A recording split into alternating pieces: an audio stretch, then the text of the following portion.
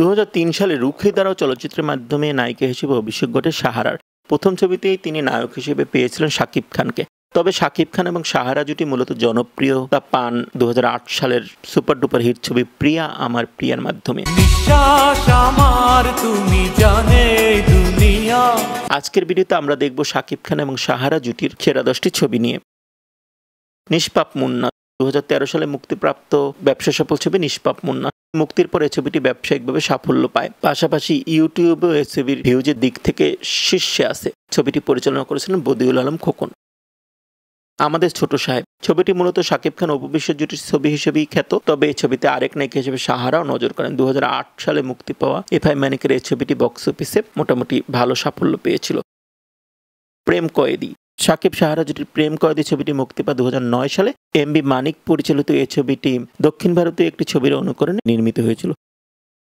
সাহেব নামে গোলাম এটিও ২০০৯ সালের ছবি। আমার মন যখন তোমাকে ডাক পাঠায় ঈদে মুক্তি পেয়ে ছবিটি মোটামুটি ভালো ব্যবসা করেছিল। ছবিতে মৌসুমী ওমর সানি জুটিও ছিলেন। ছবিটি নির্মাণ করেছিলেন এমবি মানিক। টাইগার নাম্বার 1 ২০১১ সালে মুক্তি পায় শাকিব সাহারা জুটির টাইগার নাম্বার 1 ছবিটি, এবং ছবিটি ভালো ব্যবসা করে। ভালোবেসে মরতে পারি বদিউল আলম খোকন পরিচালিত এই ছবিটি ২০১০ সালে মুক্তি পায়। একটি দক্ষিণ ভারতীয় ছবির নকল ছিল ছবিটি, তবে বক্স অফিসে ছবিটি হিট হয়েছিল।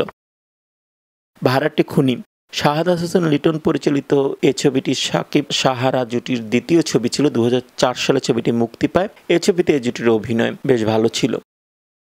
খোদার পরে মা শাকিব খান এই ছবির জন্য জাতীয় চলচ্চিত্র পুরস্কার পান। ছবিতে মায়ের চরিত্রে ছিলেন ববিতা আর শাকিবের নায়িকা চরিত্রে ছিলেন সাহারা। ছবিটি নির্মাণ করেন শাহিন সুমন। ২০১২ সালের ঈদে ছবিটি মুক্তি পায় এবং বক্স অফিসে ভালো ব্যবসা করে। বলবো কথা বাসর করে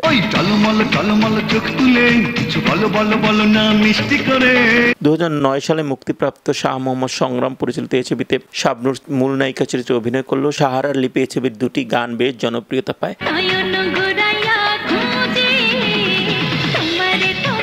সাকিবের সাথে সাহারার রসায়নও চমৎকার ছিল। ছবিটি ওই বছরের অন্যতম সেরা ব্যবসা সফল ছবি ছিল।